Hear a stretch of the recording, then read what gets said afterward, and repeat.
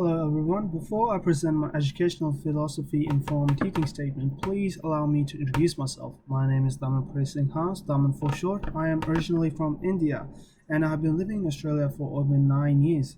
To understand my motivation and decision to enter teaching, it is important to look at my educational history and how it affected my perception of learning, education, and teaching.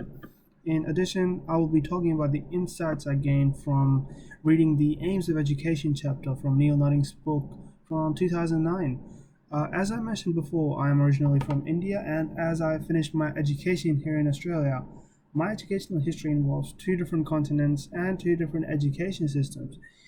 Even in India, due to my parents migrating to Australia, I studied in four different schools, and one of which was a boarding school. In Australia, I had to change schools again because we moved from New South Wales to Queensland after a year. The point being that I've studied in a lot of different schools and in different systems as well, all of which informed my decision to become a teacher. The education I received in Australia is a little bit different to what I received in India. In India, from what I can recall, most, if not all, our assessments were exam based and relied on us memorizing a lot of content. It might have been different in upper years. I moved here in middle of year 8, but I'm talking about my own experiences and what I can recall. On the other hand, in my high school education in Australia, it involved a lot of assignments as well as exams. I loved all the research assignments, science articles, and even the physics experiments. In fact, I've always enjoyed reading, learning, and increasing my base of knowledge. But a similarity I found between the Indian and Australian education systems was that I always felt a little bored in the classroom. I was used to reading my textbooks before the year started, and I only listened in class out of respect for the teacher.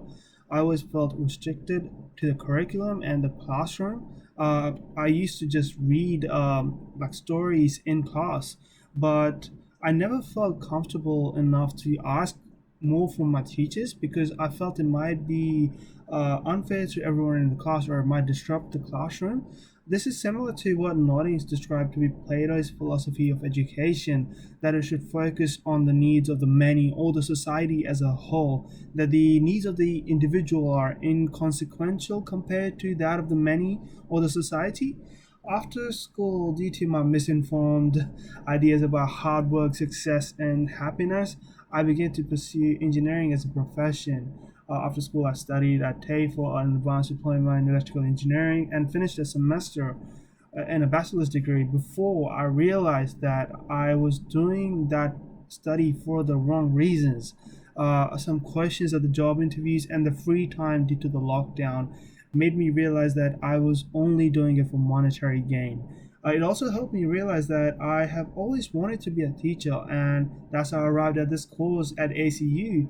And after reading Notting's AIM Education chapter, I found this situation similar to the conversation between the educator and the visitor from another world. The focus of education today is to teach children what they need to succeed in society. However, the definition of success in terms of education is what the child or the person achieves the level of education they receive after school, and the level of pay or salary they can now ask because of that education.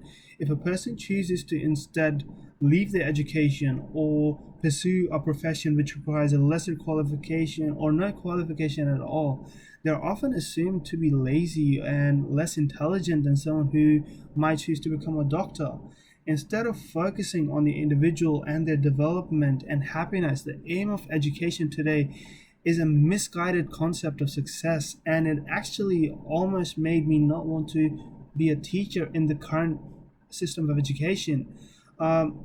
The large part of Nodding's aim of education chapter is focused on why do we need to educate? What are we trying to accomplish by teaching? And should the focus of teaching be on the individual and the benefit of the individual, or should it be for the benefit of the society or the state?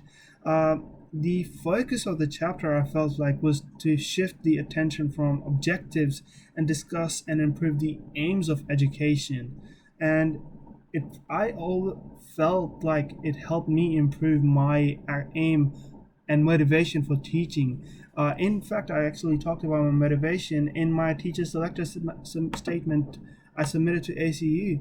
My inspiration to become a teacher comes from several sources: my parents as well as my teachers, but also my religion, Sikh religion. The word Sikh actually means to learn, and one of the main concepts in the religion is that a person learns their entire life. And like I said before, I always enjoyed reading, learning, and uh, teaching, but what I learned from my religion and parents and my teachers, and as well as the reading from Noddings, is that to become a great teacher, you have to love learning and be passionate about what, who, and the why of education. Not only do you have to be passionate about who and what you're teaching, but you also must know why you are teaching what you teach. I know it's a little convoluted, but that's my motivation and my philosophy of teaching, that you have to love learning in order to become a better teacher. Thank you.